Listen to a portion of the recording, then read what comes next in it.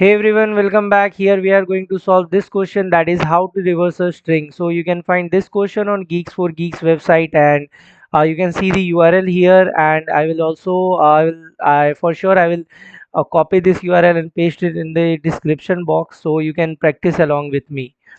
So if you are beginner or new to the channel, just hit the like and subscribe button and do share this video as much as possible.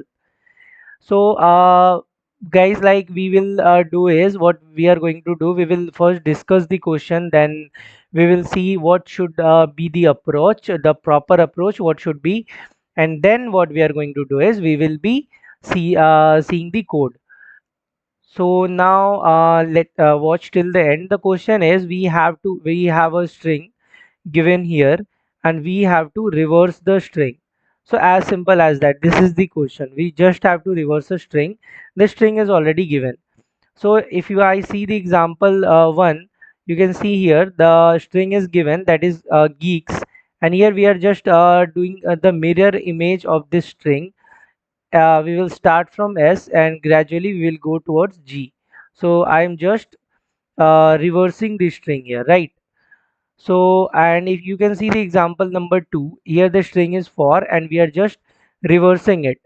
So this is a pretty simple question, but just you should know how to approach if someone asks you this question. So what should be the approach? We can also use slicing here, but we are going to use recursive function, and here I'm going to solve this one in C++ language, and if you are comfortable with any other language, you can change from here. You can see this dialog box. You can choose your language, whichever language, in whatever language you are comfortable with, you can choose here. So here I'm going to code in C++. Right, so let's start. Here what I'm going to do is I'm going to call a recursive function on this method. So this is the method and this is the argument parameter inside the method, my local variable string. So now what we are going to do is, it is pretty simple.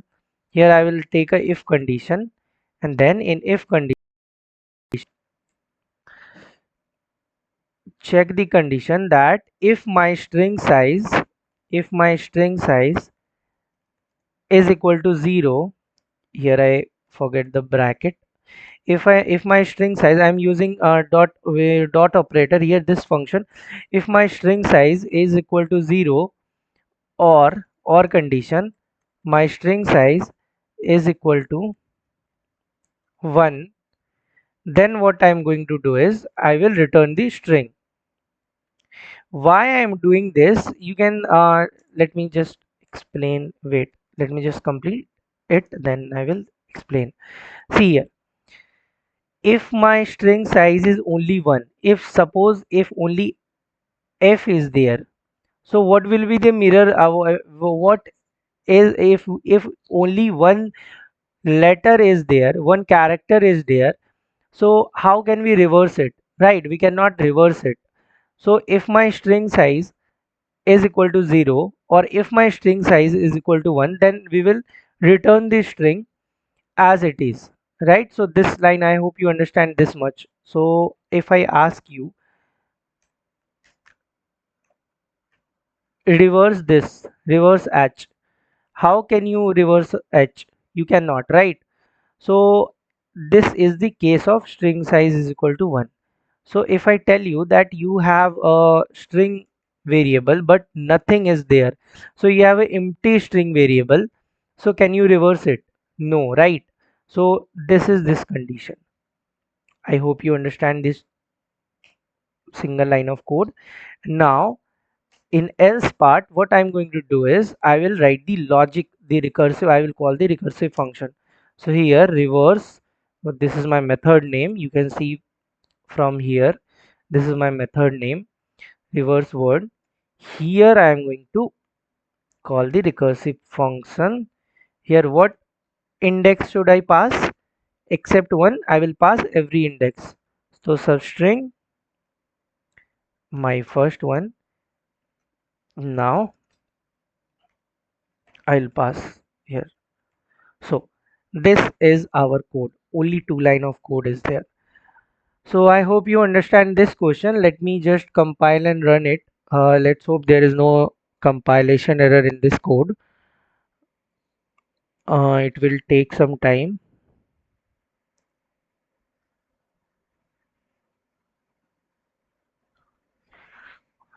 See, guys, no compilation error is there, and my output is coming, expected output, and my output is same. So I hope you understand this video, this question. I hope you understand. So now, if you like, you can see, have you ever explored this workspace? Like, what is this here? Have you open it? Driver code. So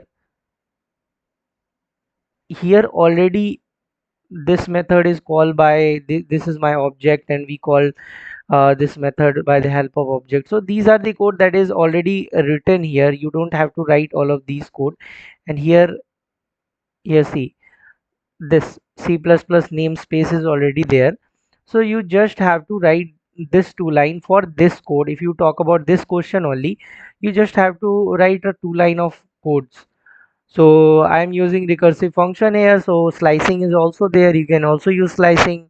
And if you want, I will make another video on it. So I hope you like this video and all the previous ones. So if you haven't subscribed my channel yet, so you just go hit the subscribe button and do share this video, guys. We will meet in next video.